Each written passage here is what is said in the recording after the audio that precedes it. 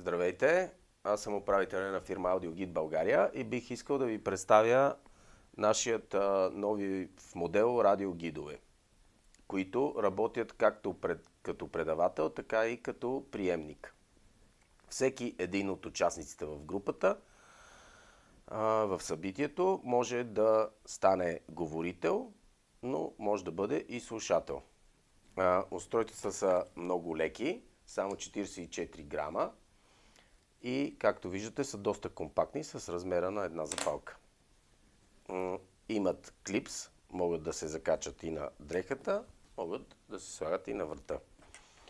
Също така, към всяко едно устройство има слушалка за многократна употреба, която е хигиенична и се слага на ухото.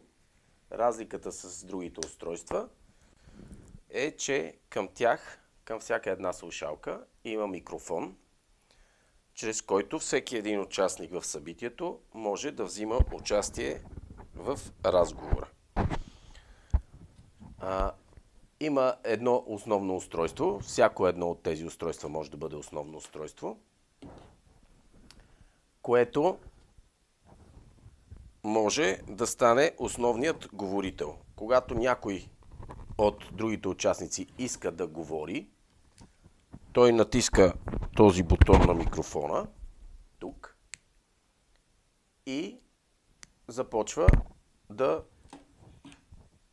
разговаря. Ако някой в момента разговаря, той ще чуе сигнал тит, че линията е заета, и когато спре да говори основният говорител, той тогава ще може да се включи в разговор.